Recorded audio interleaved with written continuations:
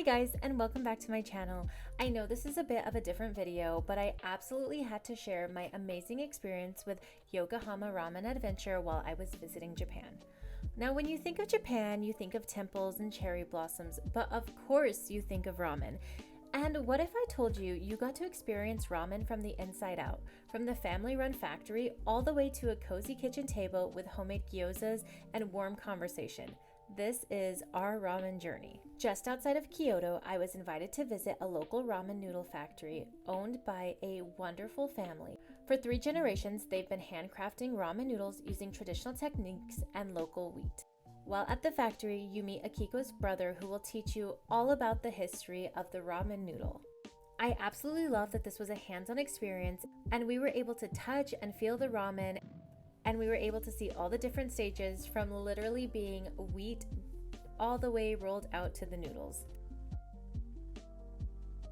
There is so much more to ramen than you would actually think, and it is just so fun to see that there are so many different types and styles of ramen that you can choose from.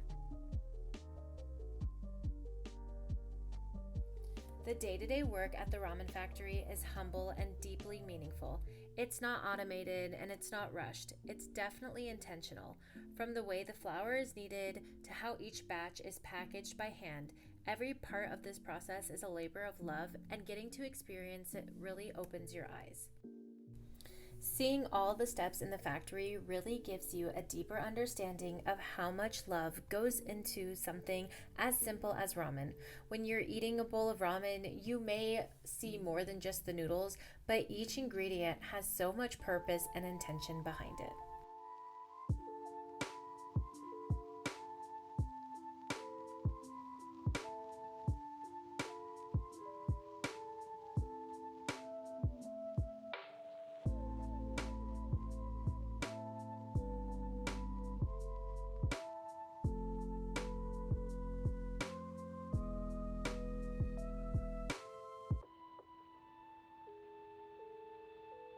Of course, we had to try our hand at folding the ramen, and let me be honest, it's a lot harder than it looks.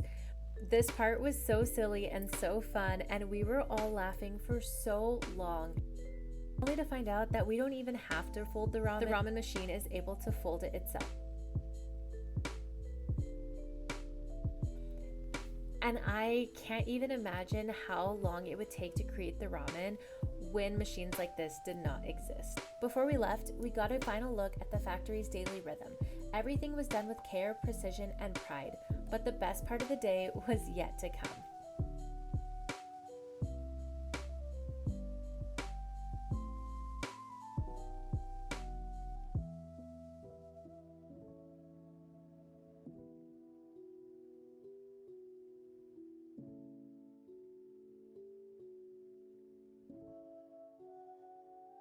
We all gathered into the noodle van, and we joked that we were in the perspective of the noodle traveling to Akiko's home.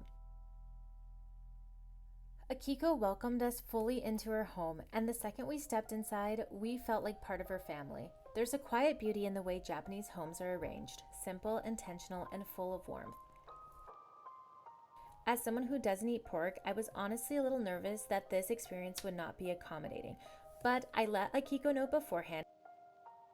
Akiko had already planned a delicious chicken-based meal for me, and there was a vegan broth in my ramen, which was completely unreal. The flavor was unmatched.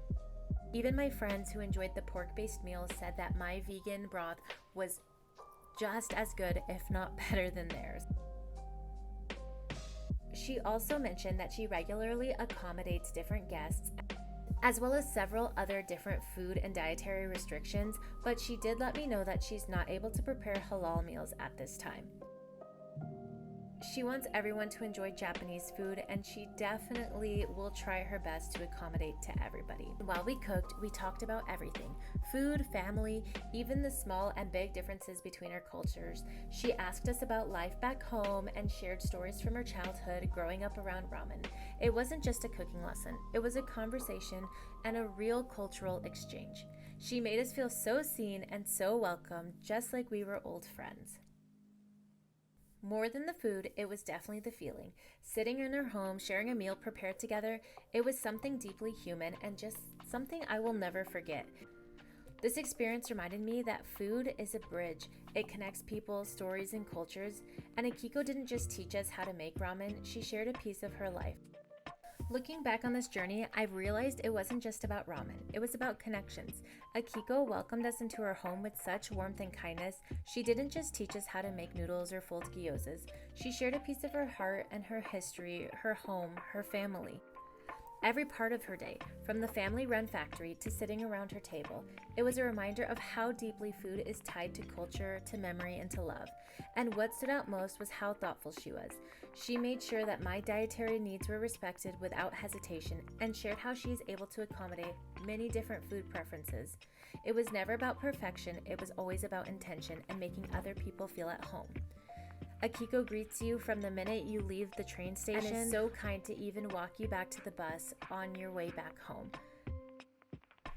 Making gyozas with Akiko was honestly one of the highlights of the trip as well. We were able to learn the technique of folding gyozas, which honestly is a lot harder than I thought, but the more we did it, the better it was. I made a blend of chicken and finely chopped vegetables, ginger, garlic, scallions, sesame oil, and my friends went with the classic pork filling, which Akiko said is her favorite. We paired the gyozas with a light, refreshing salad and a lovely dressing that Akiko made from scratch. It was simple, crunchy, and balanced out all the richness from the dumplings.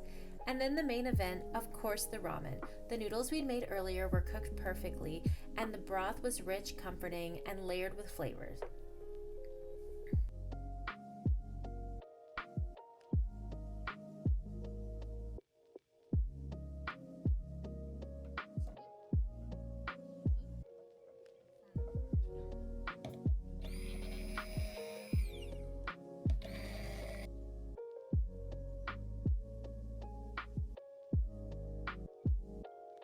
Japan has a way of leaving its mark on you, not just through its beauty, but through the quiet moments, the shared meals, the deep conversations that cross languages and cultures. You come for the sights, the food, the experiences, but you leave with something much deeper. I truly believe this is something everyone should experience at least once in their life, because when you open up yourself to real human moments like this in different countries, you don't just collect souvenirs, you collect memories that stay with you forever. The kind of memories that'll come rushing back every time you smell a rich broth, hear laughter in the kitchen, or take that first bite of something made with love. If you have any questions about this experience, definitely leave them in the comments below, and I would love to answer them as best as I can.